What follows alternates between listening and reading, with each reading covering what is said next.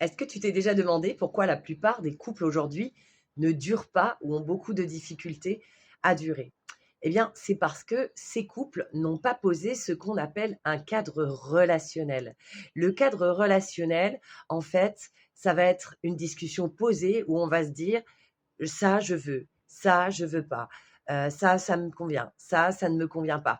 Donc là-dedans, tu peux mettre tout ce que tu veux. Tu peux mettre les histoires de fidélité, tu peux mettre les histoires de développement personnel. J'entends ça en ce sens où, est-ce que je soutiens l'autre dans ses projets? Est-ce que j'ai besoin que l'autre me soutienne dans mes projets? Ou est-ce que je préfère qu'il s'en mette pas du tout et qu'il me pose pas de questions?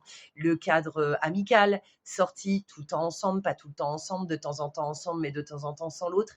Et en fait, quand tout est beau et que tout est rose, eh ben, on ne pense pas à venir caler ce cadre relationnel. Et pourtant, c'est le manque de ce cadre relationnel, parce qu'en fin de compte, au bout d'un moment, quand on découvre ce que l'autre est ou ce que l'autre fait, eh bien, ça entraîne une grosse déception et c'est souvent ce qui fait que c'est le début de la fin pour les couples parce qu'ils vont se faire des reproches au lieu de dire ah j'avais pas compris que tu étais comme ça, il va y avoir un reproche. Comment ça, tu es comme ça? Parce que nous avons idéalisé la personne avec qui nous sommes, et la personne avec qui nous sommes souvent fait la même chose. Et en fait, dès qu'elle va sortir de ce cadre, eh bien, on va lui faire des reproches. Et c'est souvent ce qui signe la fin de la relation.